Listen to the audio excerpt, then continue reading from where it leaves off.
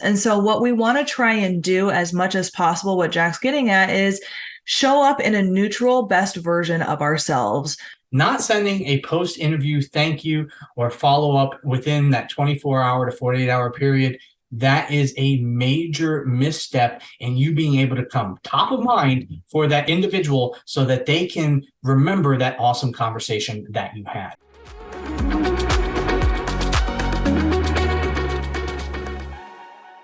Welcome back, career goal getters. Kara and Jack are back with another episode to guide you to career success. We invite you to go back and check out last week's episode, 3 reasons why your networking calls aren't working. Ooh, networking is scary. So if you have been worried about networking, go check that out.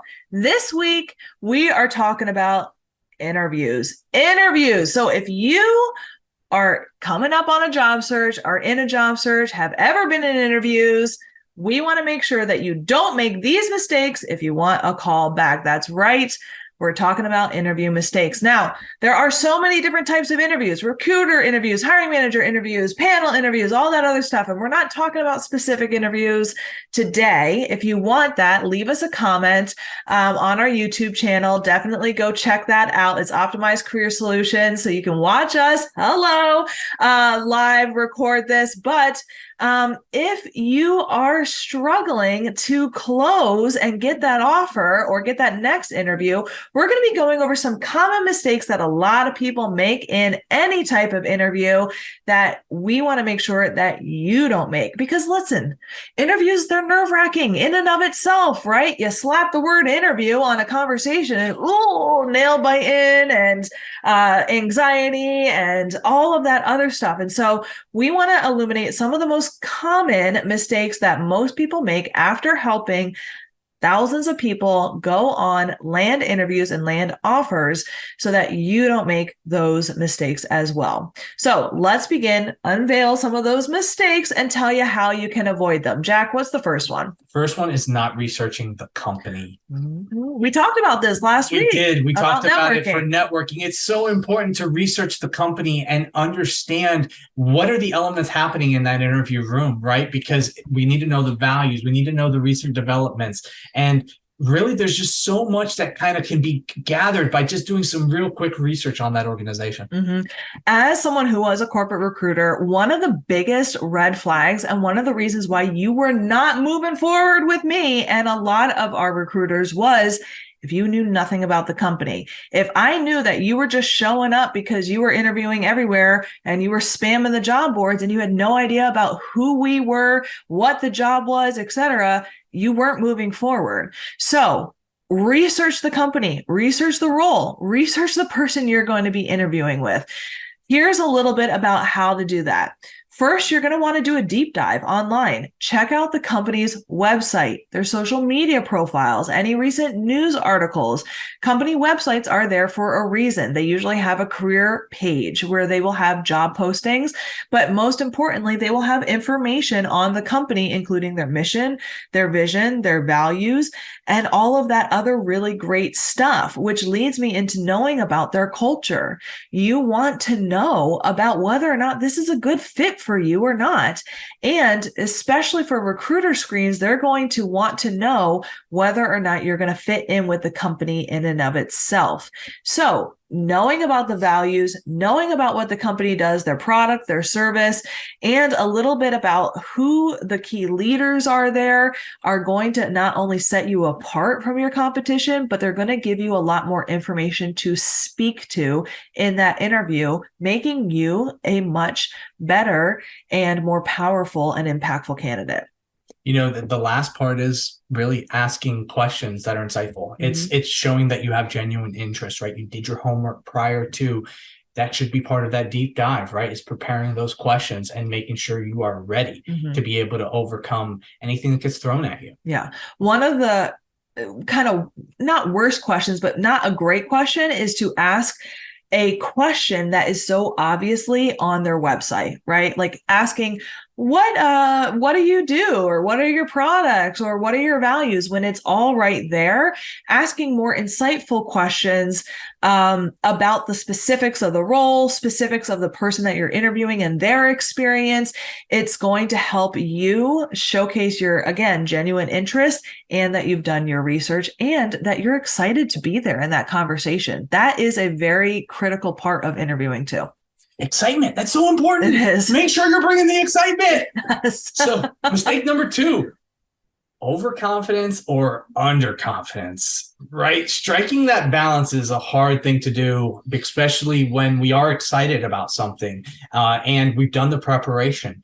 But coming across as arrogant or potentially as combative or even too modest, right? All of those things are going to put you into that no red flag category and not allow you to progress in the interview process. Mm-hmm. The sweet spot here is a confident and aware, authentic version of you, right? Where you know what you can bring to the table. You have a curiosity mindset about anything that you don't know, and you're genuine about things where maybe you have a gap, right? So that's what you're looking for. At the end of the day, let's zoom out. What are the decision maker and the recruiters looking for? Recruiters are looking for someone who's a good fit for the company, a good fit for the culture, who can drive that culture forward. And the hiring managers are looking for someone who can do the job and is going to be a good fit for the team. So what that means, if it's a leadership position, they're looking for someone who can be confident, is not cocky, is not going to be arrogant and turn the team off, who can be a team player, if whether you're a leader or not, and can take ownership, right? And if you're instead coming across as, I don't have confidence in this role, I don't know why I'm here, I don't understand the role, or, oh, I can do this, this is beneath me, then you're not going to be a good fit either way. I think the best way to kind of sum this up, the solutions to this is really, one, try to practice some self-awareness and reflect on your achievements so that you can really just state and discuss them without embellishment or feeling like you have to embellish to wow the individual on the other side of the table. But it's also important to seek feedback before you actually go in for the interview. Make sure you practice, make sure you've talked with others about potential questions, on how you answer questions, on what questions you might bring up in that interview of the interviewer, but also ask for feedback on how you look, how's your camera look if it's a remote opportunity, how is my body language, how is my tone, how is my energy, all of those things. Practice like you're in the conversation. Show up as if it matters. And also, are you able to, the key thing about this is, with any story, anything that you're trying to present from your career, you need to be able to frame your achievements. You need to also be able to reframe your achievements if somebody doesn't understand the impact that you've brought. If they don't see how you've driven results at your past organizations and how that relates towards these new roles, well, we need to help them out a little bit. The other thing is a lot of times, especially women, right? They don't necessarily know how to advocate for themselves in an interview. And this is actually true for a lot of people. Interviewing is not always a common conversation you're going to have every day. So what you want to do, and we're going to talk about this in upcoming ones, actually the next one, but you're going to want to make sure that you're advocating for yourself and telling your stories accurately and impactfully. This is not the time to be humble, right? This is not the time to be humble or downplay your achievements. It's not the time to be boasting or overinflating your achievements. You want to tell your stories exactly how they are, and also take ownership for what you've done. A lot of times I've spoken to leaders or executives who feel uncomfortable advocating or quote unquote bragging or whatever about their achievements. And so they say, well, my team did this or whatever. Without you leading that team, they wouldn't have gotten it done. So it is okay to say, I spearheaded this initiative and collaborated with my team, or I spearheaded this initiative and led my team to do this. That is okay to say, but it's not okay to say, well, I did this all on my own and I had no one helping me either, right? So you want to find that balance, and that's going to lead to our next solution, which is giving generic, or next problem or mistake, which is giving generic answers. So one of the solutions, well, I know I'm kind of jumping around, but one of the solutions is really learning how to tell your stories impactfully. So the mistake, let's back up a little bit. The mistake is giving generic answers and not giving impactful answers. So for instance, if someone says, tell me about a time that you've, implemented this product, or tell me about a time where you've led a team to do this. A lot of times people say, oh yeah, I've done that. This is kind of what I did. Instead, what you want to do is tell me about a time that you led a team to implement a product under deadline, right? Or whatever. You want to say, when I was working at ABC company, I was in this role leading a team of this size. The problem that we had was we had to implement this project within a tight deadline of only X amount of months. The solution that I came up with was I gathered my team together, I did this thing, and we created up this solution. And what was really great about this is that the results that we had were X, Y, and Z, and we were able to come in under deadline. And why I'm so excited about this project and why we had this experience is because it allowed me to really take ownership of this project, meet the deadline, and learn lessons for future projects on how we can streamline the process, right? That's an impactful story without bragging. It talks about the team. It talks about what you did and your impact, and it tells the story and sets the scene so that people can follow along with you instead of just saying, oh yeah, I've done that. That's what I do all the time. And I could do that for you. When it comes to answering and how you can prepare for these, right? When it comes to preparing your stories and answering interview questions, we always recommend the most common method is the STAR method. The best way to do that, the STAR method, by the way, is situation, task, action, and result. What we recommend is a little bit of a smaller version of that, which is problem, solution, result, and setting the scene beforehand. When you do it this way, it helps you remember a framework. It helps you tell the story and make sure that you don't miss anything without going too long. This also helps you learn your stories when you write it in these formulas on an Excel spreadsheet, a Google spreadsheet, take your resume and really expand on the stories and put them in this formula.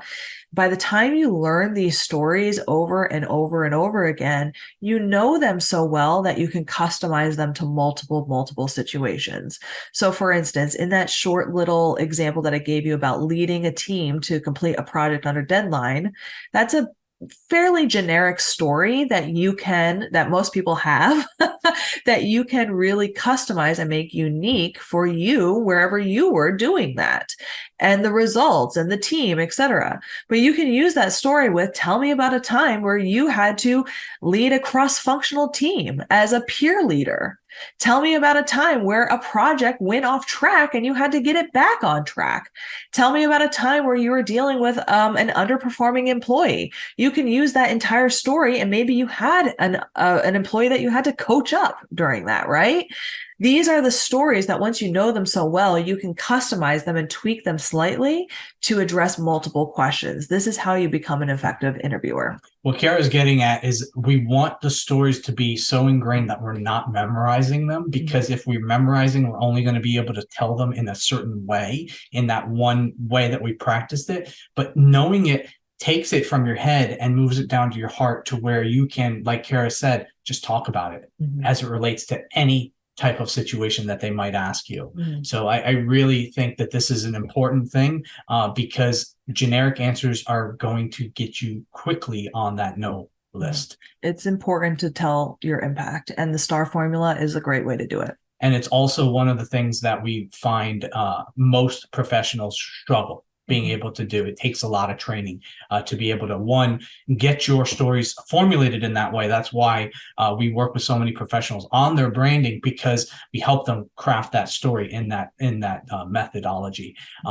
Which now we're in the conversation, right? And we're having a conversation, but one of the things that can come across in that conversation that we're not even thinking about It's our body language. Mm. It's that nonverbal communication. And that's the mistake number 4 that we find, where we're not even thinking. We're thinking so hard maybe about trying to impress this person, trying to say the right story, that our body is doing things that we're not necessarily aware of. And it could be a fidgety thing. It could be your eyes darting around. It could be losing eye contact. It could be movement. There could be a lot of different ways that your nonverbal cues could be telling the individual on the other side of the table that you're not confident.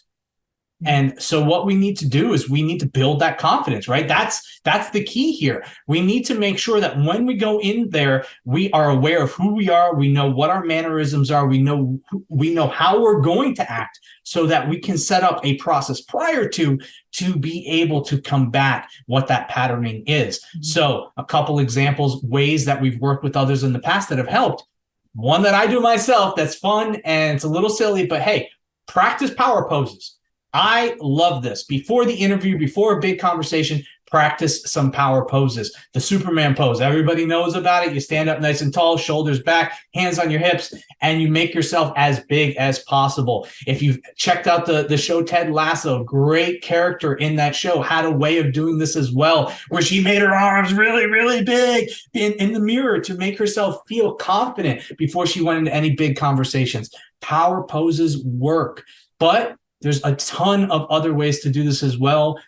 Mind your body language. As you can see right here, I'm leaning in, I'm engaged. I am not sitting back here in my chair, just kind of glad to be here. I'm focused on how I'm engaging my core so that I maintain that good posture. I'm also not using certain types of mannerisms that might make that person feel uncomfortable, right? I'm not waving my arms when I'm talking wildly, right? I can use my hands, but I use my hands in a calm manner.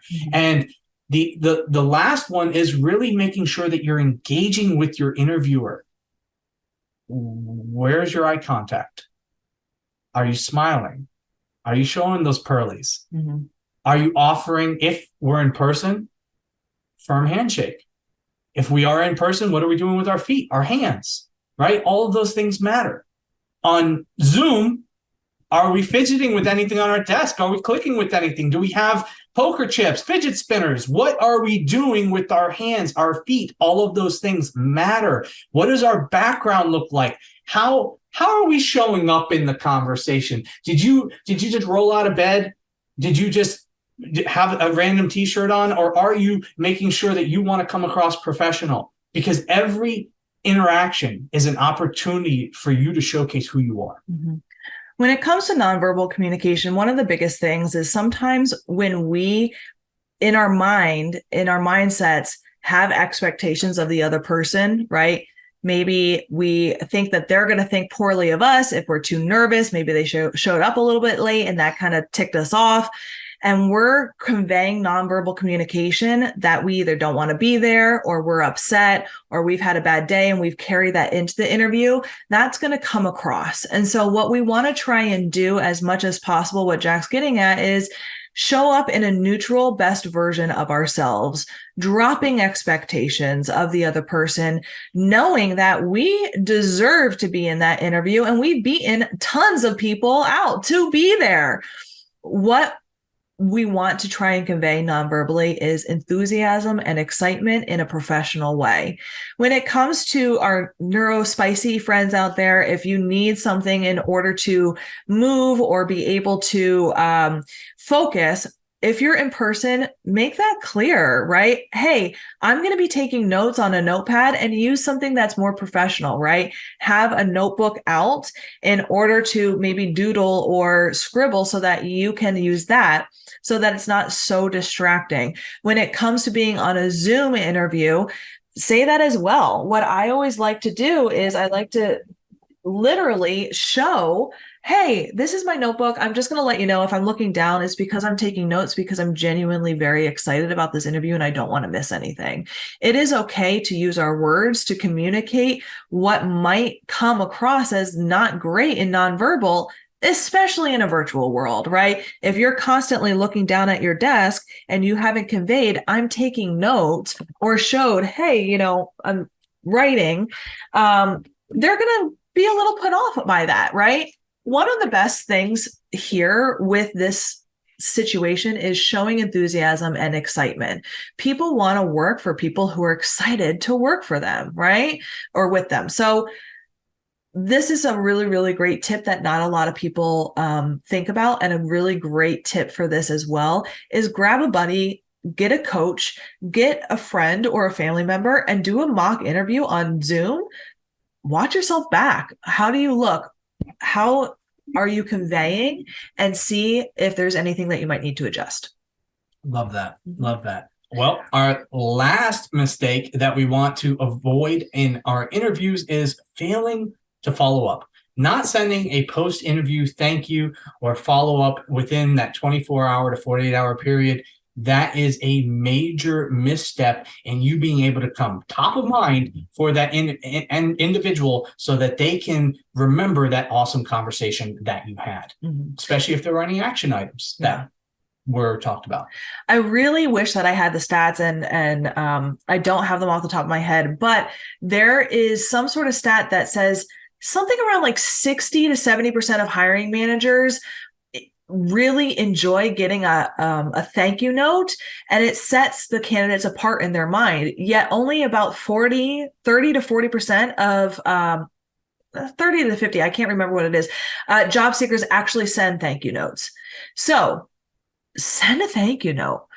It is not that hard to create. What I always recommend is take a couple notes about what you were saying in the interview. If you aren't taking notes in the interview, immediately after the interview, as soon as you leave the office or hang up the Zoom or phone call or whatever, jot down a couple of the key points and then craft a short thank you note, send it off via email. It might set you apart. At the very least, it's another touch point where your name is getting in front of their face again, and it's creating that lasting, remembering presence in front of their face. And so I highly, highly, highly recommend thank you notes. Absolutely. In these thank you notes, reiterate your interest. Highlight again why you're a good fit and your excitement for the role, and set a reminder. Tell them in that thank you note, hey, I'm really excited about this role. Here's a couple highlights from our call that really stood out to me. After talking with you, I'm even more excited about about this position. I think I'm a great fit. I'm looking forward to next steps and speaking with the next person or speaking to you again at X time that you set in the interview. Or if I don't hear from you again by next week, I'll follow up. Right? So setting this in there and setting the expectations that you will be following up or what the next steps are helps put everyone on the same page as well. Let's face it, interviews are challenging. They are. But with the right insights, the preparation, they don't have to be as hard. Yeah. And these 5 common mistakes can easily be avoided with just awareness, practice, and just a little bit of intentionality before hopping on these calls. And if you are struggling with interviews and you would love all of our tips, including questions to ask in each of the different types of interviews, how to answer each of the types of interview questions, how to have a STAR interview formula, including our STAR interview tracker, and how to negotiate your salary, how to answer those, how to develop an elevator pitch. We have an interview prep course up on www.optimizecareersolutions.com. It is an under a $200 investment. This is the tips that we have used to help thousands of executives land interviews and offers and negotiate their salaries. We have helped thousands of executives negotiate over $12 million in salary increases. And I'm giving you access to all of those videos, PDFs, and tips in this course for less than $200 investment. So if you want to check it out, www.optimizecareers.com. And if you have an interview story or a question, please drop us a line. We love to hear from our listeners. Absolutely. And just stick with us because we are going to be diving in next week to career pivots to help you optimize your career. So until next time, make sure to make every impression count. But before we go, your feedback means a lot to us and it helps others discover the Career Advancement Academy. So if you enjoyed today's show, please just take a moment, subscribe to our podcast, and leave us a 5-star review on your favorite podcasting platform. good luck with those conversations. And we'll see you next week.